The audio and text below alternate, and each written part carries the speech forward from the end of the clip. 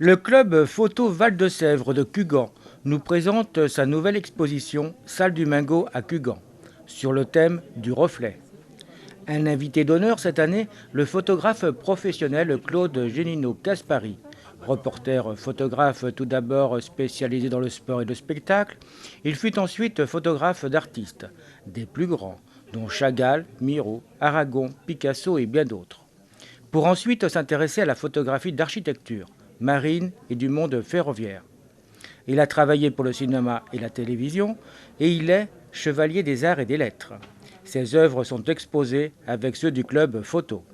J'ai rencontré ces gens-là, si vous voulez. Je suis venu ici spécialement pour les rencontrer, parce que notre ami commun, là, donc Gérard Létang m'avait dit il faut absolument que tu viennes, tu vas rencontrer des gens formidables, viens, puis tu verras, si tu veux pas, tu veux pas.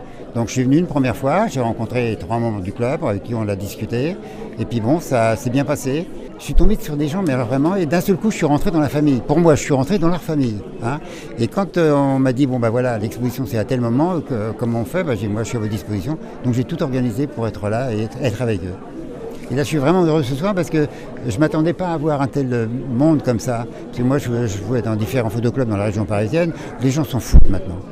On ne s'intéresse plus vraiment à tout ça. Et puis bon, maintenant, tout le monde sait faire les photos, soi-disant, avec l'appareil photo, avec le téléphone.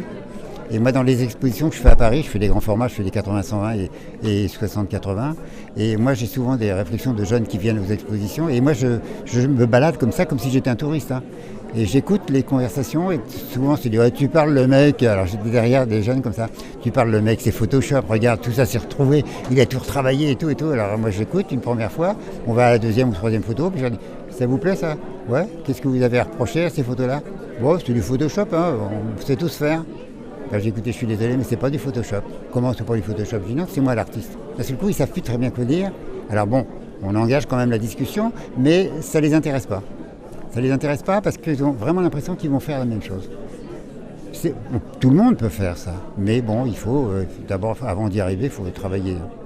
Il a connu le passage de l'argentique au numérique, une révolution en demi-teinte. En argentique, j'avais des couleurs des demi-teintes que je n'ai pas en argentique. Là, l'argentique, en numérique, je veux dire, je trouve que je suis beaucoup plus contraste. Je suis contraste par rapport à ce que j'avais en argentique. Et je le vois sur des tableaux que je photographie. Quand je vois ce que je faisais, bon, j'avais une chambre à 25, donc de matériel de qualité, en hectachrome, que je faisais développer par mon laboratoire. J'avais des images.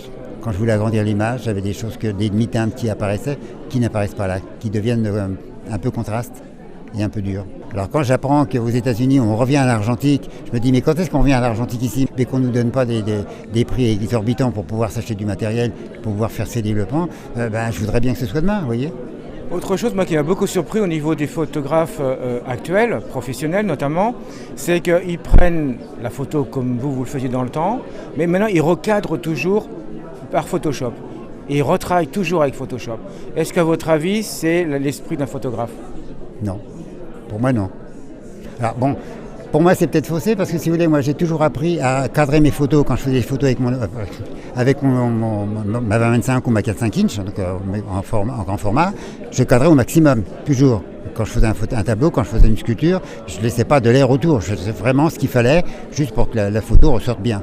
Bon, là maintenant, les types font une photo et on recadre tout. Moi, j'étais dans un photoclub où je suis le parrain du photoclub de la SNCF à Villeneuve-Saint-Georges, et un jour, un type présente une photo.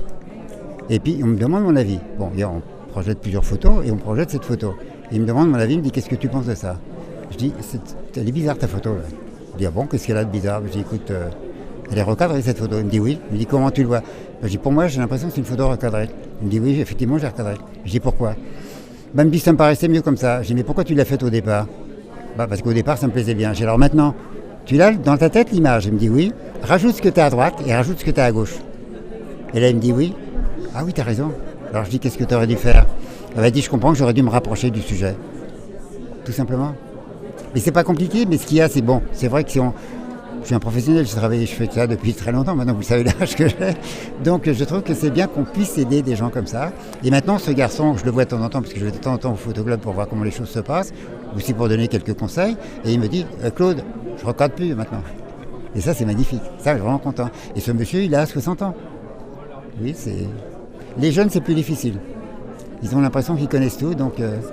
mais bon, on n'y peut rien. Hein. Alors il faut essayer de jouer avec eux et de leur expliquer que voilà. Et puis donc une dernière chose que je voudrais vous demander, que pensez-vous du travail du photoclub de Cugan? Et puis là je découvre des choses intéressantes. Bon là c'est un peu difficile parce que c'est juste une photo par photographe. En fait, j'aimerais voir beaucoup plus de photos de chacun.